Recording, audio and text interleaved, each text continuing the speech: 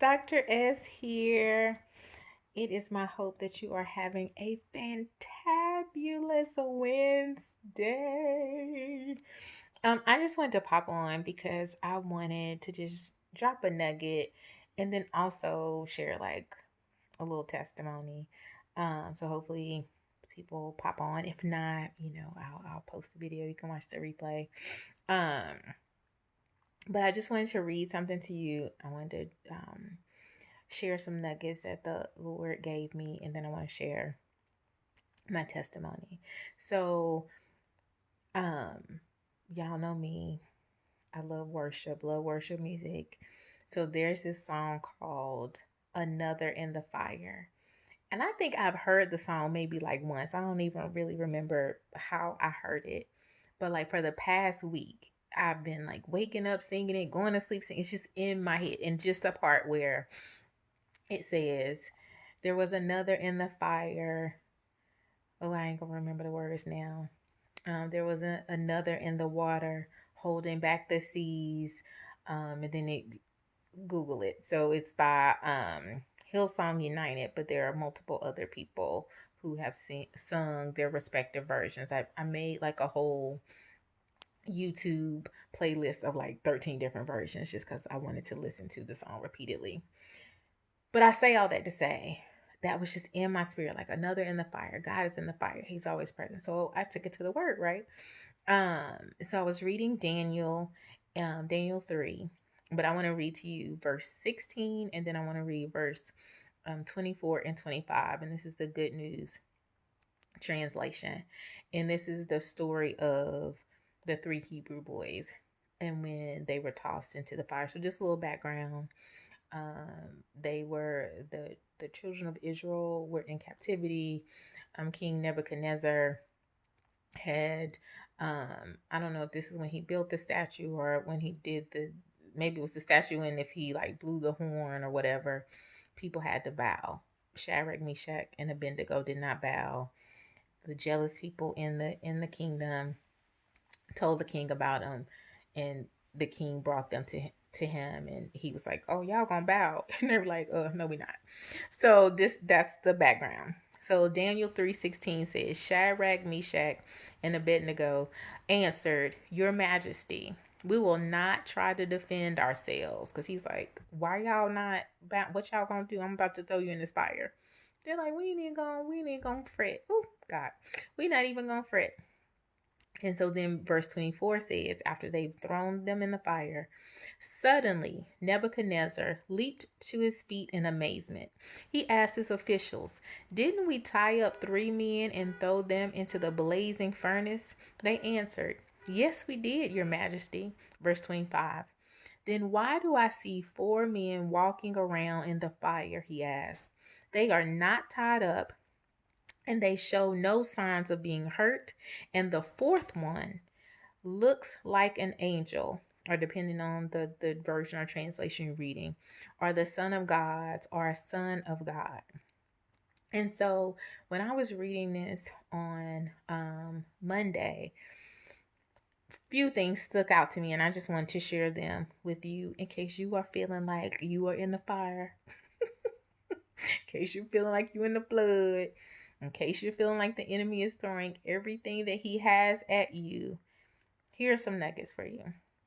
From verse 16, the 3 Hebrew boys said, "We will not try to defend ourselves. We don't have to justify. I don't have to explain to you why I believe in God like I do, why I love him like I do, why I know that he's going to come forward and come, show himself mighty." And Shadrach, Meshach, and Abednego even said, "Well, even if he doesn't, we're still going to continue to serve him." But at the end of the day, they were like, "We don't have to defend ourselves." So we don't have to fight the battle. Whatever the situation is, whatever the fire is, whatever the flood is, whatever the issue is, whatever the contention is, what we do not have to fight the battle. We simply have to trust God, and he'll show up because that's what he does. First of all, he everywhere all time anyway, so he's there, but he will show up mightily and in a greater way than we could have ever imagined, because he does exceeding abundantly above all we can ask or think, right? So not only will he show up, not only will he fight the battle for us, he will do it quickly. He will do it suddenly. Nebuchadnezzar, the king who threw them into the fiery furnace, was like, suddenly. So if you read verse 23, it's like they threw him in the fire. So I'm assuming he's sitting down. They throw him in the fire. And then it says, suddenly, he stands up. He leaps in amazement. Because I just watched y'all throw 3 people in the fire. And now I see a 4th person. Wait a minute, I'm confused. What's happening? Is it my eyes? I'm telling you, whatever it is, whatever your situation is, God is going to show up speedily, suddenly, immediately, quickly, whatever word, whatever adjective you want to use. He is going to do it. Now, granted, God's version of time is not our version of time. So our suddenly might be a week, our suddenly might be a month, but he is going to show up. It might be 5 minutes, who knows? But he is going to show up. Just hold on, just wait. He's coming. He is going to come. Hey, say hey in the comments, because I hate on Facebook that I don't know who's hanging out with me. So we don't have to fight the battle. He's going to do it. He's going to show up quickly. And then in verse 25, Nebuchadnezzar is like, wait a minute. I'm looking. I see 4 people walking around. They show no signs of being hurt. They were thrown in bound. Now there's no signs of being hurt. They're not tied up anymore. And it's somebody else hanging out with them. Hey, Sister Princess. Thank you for hanging out. I miss you. In spite of the fact that you are in the midst of this battle, it's smoky, it's hot, it's burnt, it's wet, you feel overwhelmed, whatever the situation is, you are going to be walking around. You are walking around even in the midst of somebody's looking like, wait a minute, didn't that just happen to him? And they still standing. They still walking around. You're not bound by the situation. You're free, because whom the Son sets free is free indeed. You are free. You are not tied up. You won't be hurt. So when you read, when they come out of the fire, it says they're not singed. They don't smell like smoke. Nothing. When you come out of this situation, the only way that people are going to know that it happened is if they were there to see it, like Nebuchadnezzar, or if you tell them about it. There is not going to be any residual ramifications for the situation that has happened. You're not going to be burnt up. Your clothes are not going to be burnt. You're not going to smell like smoke. That's not going to happen, because God is amazing. He's a protector. He's a covering. He's a keeper. He's doing all this. And this is what really got me. Nebuchadnezzar. Now notice, Nebuchadnezzar, the one who wanted them to bow down to him, didn't believe them when they talked about their God. He says, and the 4th one looks like an angel or the son of God or a son of God. When your testimony is coming forth, your testimony is going to be so fantastic. Part of the part of what is going to make your testimony fantastic is that you're not even going to have to tell it. The people who was out to get you are going to be telling your testimony. Nebuchadnezzar is the one who said the 4th man. It wasn't like they were in it, they came out, and they went around Babylon like, we was in that fire, and then Jesus had come through, or we were in that situation, and God showed up. They didn't have to do that. Nebuchadnezzar, the enemy, the one who set them up, the one who tried to get them burnt up, is the one who testified on their behalf. That says something to me. Even your enemies, the people who try to do you harm, they are going to be the ones telling your testimony, speaking of the goodness of God. And when you read further on in Daniel, that totally flipped Nebuchadnezzar's mind, seeing these kind of miracles take place. So these people, the people who the Bible talks about, they set these traps, they're going to be the ones that fall in them. They're out to get you. The darts are going to get them. And I'm not wishing bad on anybody. That's not what I'm saying. But what I'm saying is, what the enemy meant for bad, God is going to turn around for your good. And the enemy is going to have to decree of the goodness of the Lord that happened in your life, y'all. If I went talking on this phone, I would throw the phone right now. God is amazing. I'm telling you, there's another in the fire. So whatever your fire is, whatever your situation is, whether it's at home, whether it's in your body, whether it's at school, at work, in your community, your neighborhood, whatever the fire is, God is in the midst. I'm telling you, all we have to do, because I am preaching to myself, all we have to do is trust him, and he's going to show up. He is going to show up suddenly in his own time. When we come out, even when we're in the midst of it, not only when we come out, but even in the midst of it, we're not going to be burned. We're not going to be adversely affected by the situation.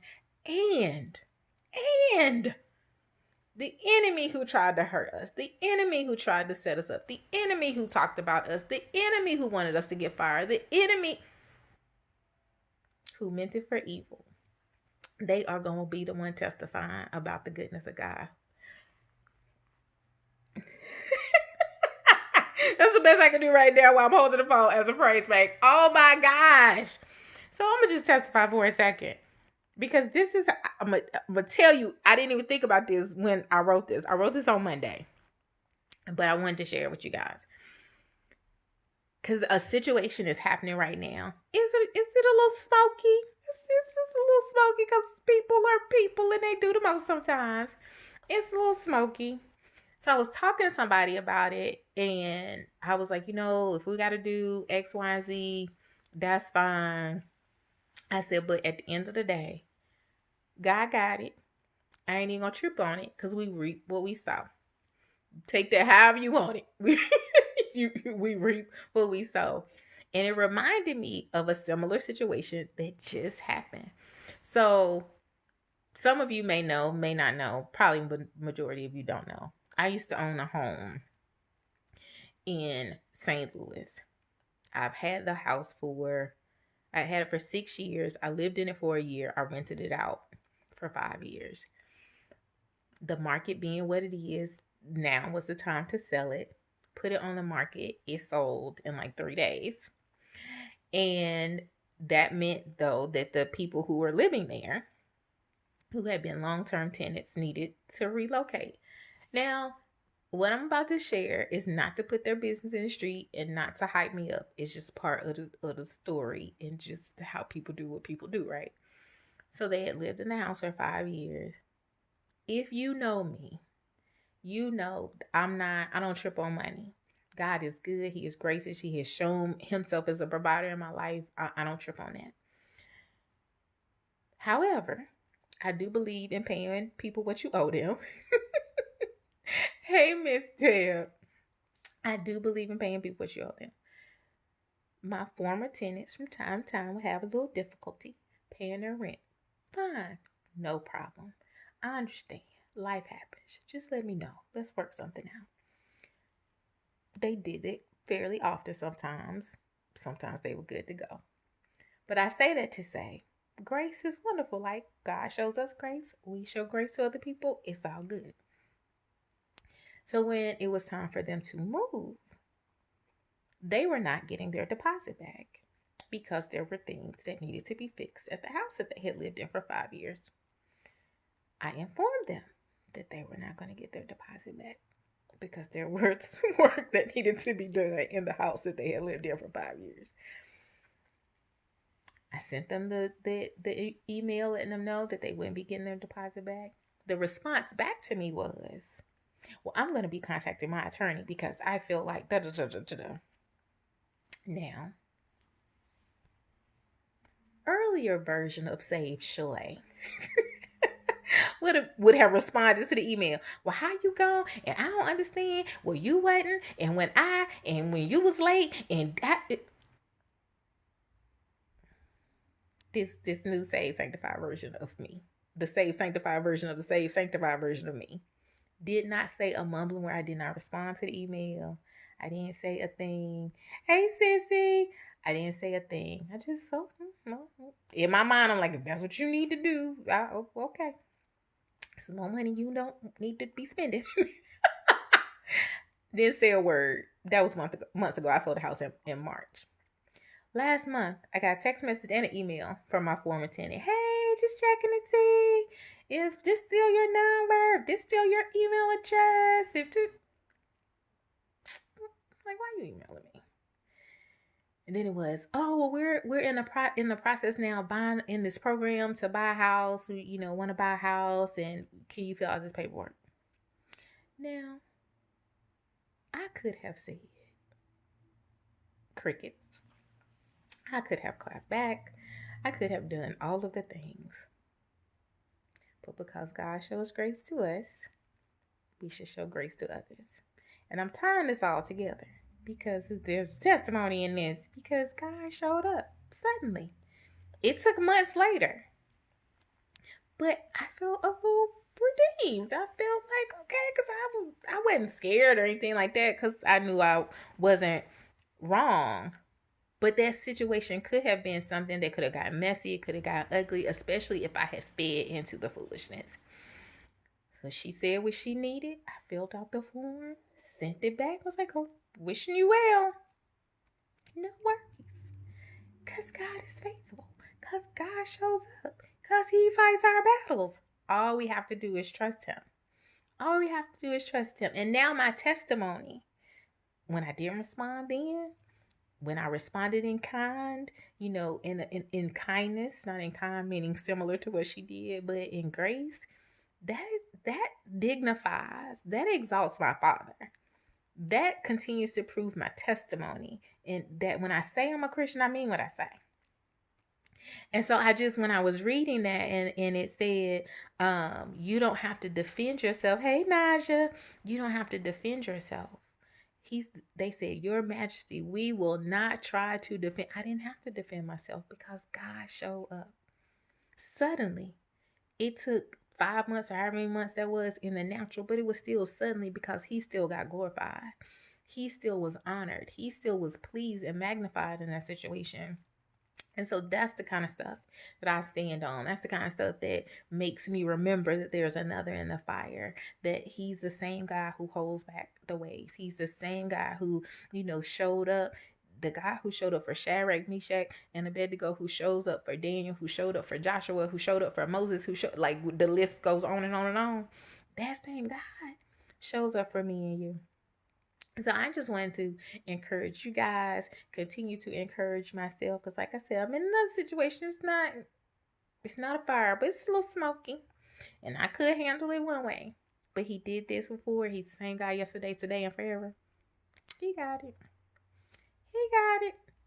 He got it. So I love you guys. I hope this has been a helpful nugget to you all. If it has, feel free to comment, say hey below, or be like, yes, I needed this word of confirmation today. Tag somebody you know who needs a word of confirmation, or just encouragement or motivation that you don't have to fight it. Like we say all the time, the battle is not ours, it's the Lord's. That it's not by power or by might.